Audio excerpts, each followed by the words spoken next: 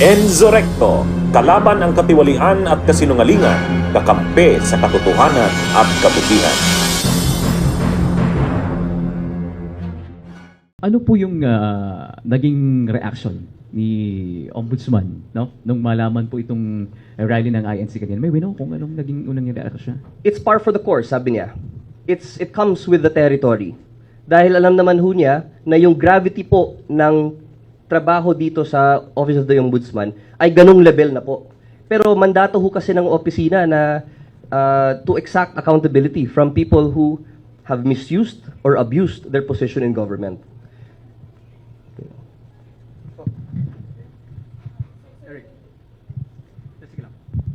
So, sir, tuloy po yung pag-file nung plunder case against Marcoleta po. The resolution is not yet signed, no? As the Ombudsman mentioned yesterday, the resolution is in its final stages already. But he anticipates that the resolution may be filed or may be signed and the information may be filed. So we do not want kasi po to dictate upon the investigators or the panel as to when. The Ombudsman gives them the prosecutorial independence to do that. Pero ang huling update ho kasi sa amin ay malapit na daw ho. So sir, hindi totoo yung lumalabas po na info na may warrant na at anytime ay ipaa-aresto na? Hindi ho. Yan po ang halimbawa ng isang fake news. Yung korte lang po ang makakapag-issue ng warrant of arrest. No? Dito ho sa Ombudsman, ang pwede lang namin gawin ay gumawa ng isang resolution at maghain ng kaso sa Sandigan Bayan or sa RTC, whichever the case may be. Sir, what can we expect po sa pagiging state witness ni former Sec Bonoan po? Magkakaroon po ba ng restitution? Well, okay. That's a good question and that is always on table for us. No? Ngunit yung sa plunder case na kasama siya, there was no allegation of any money taken by him. He was part of the conspiracy. How? Because he approved, apparently, the list to be given out.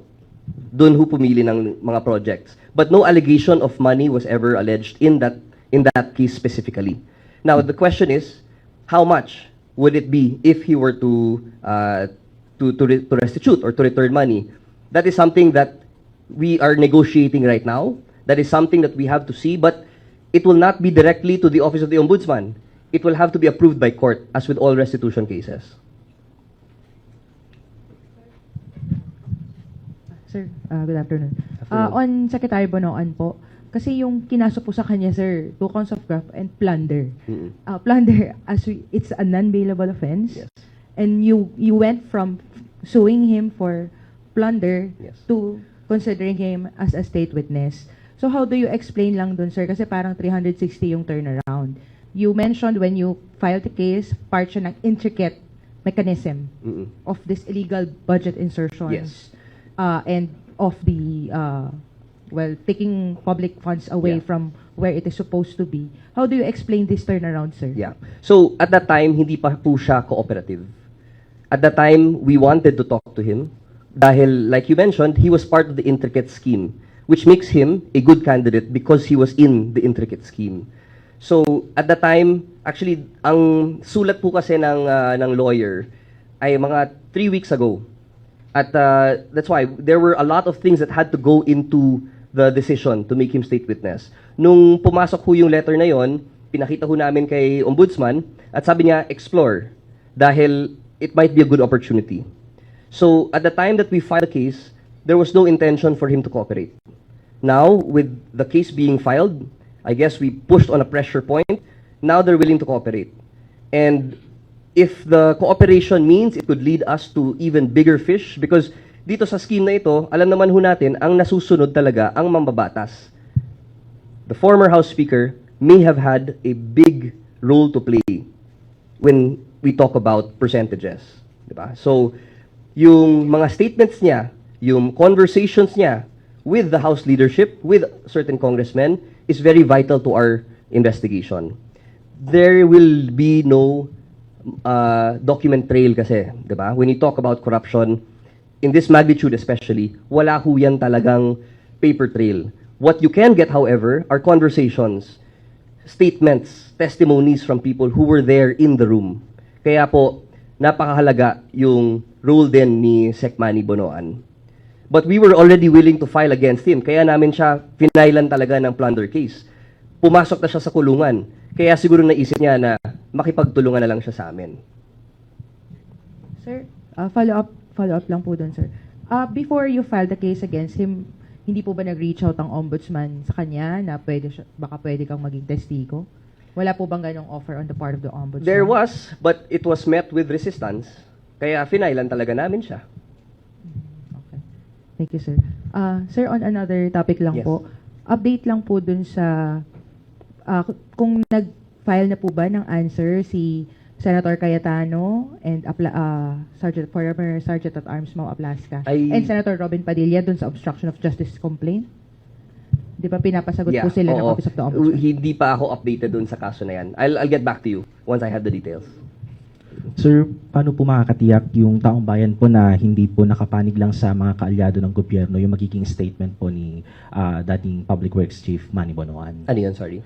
Gaano po katiyak yung sa atin, sa part natin sa Office of the Ombudsman na yung magiging mga statements ni dating Public Works Chief ay baka against or hindi against sa mga kaalyado sa gobyerno? I think that's the specialty of the field investigators here na to exact the whole truth at hindi lang yung mga kaalyado niya or yung mga kaaway niya ang babanggitin. The investigators should be able to exact the whole truth kasi pag merong ganong trend, talagang sasabihin ng investigators na something smells funny here, di ba? Hindi naman po pwedeng puro kalaban niya ang kakantahin niya, tapos yung mga kaalyado na alam naman ho natin na talagang sangkot dyan, hindi mababanggit. Maaamoy ho yan ng mga investigador namin. Sir, nakakaramdaman ng pressure ngayon si Ombudsman sa nangyayaring rally ng INC sa EDSA? Hindi naman masyado. I mean, there's always pressure in this job. There's always pressure to get it right. Lalo na ngayon na napakalaki ng skandalo natin sa bansa natin, itong flood control. We have one chance to get this right. And the Ombudsman feels the pressure to get it right this one time. In connection po dun sa huling tanong niya, ano po yung reaction ni Ombudsman dun po sa statement ni Senator Lacson na tiwala siya na hindi magpapapressure si Ombudsman Remulla sa mga protests and rallies? Well, matagal na sila magkakilala and I guess si Senator Lacson knows the character of our Ombudsman. At siguro, kaya siya sakto dito sa role na ito dahil wala talaga siyang kinikilingan na tao or panig o politika. Bunyog, halikan na kasama ka. Bunyog, kapag buklod ay may pag-asa. Luzon, Visayas, Mindanao, isa ang pananaw. Sa bagong Pilipinas ang bunyog isisigaw. Bunyog.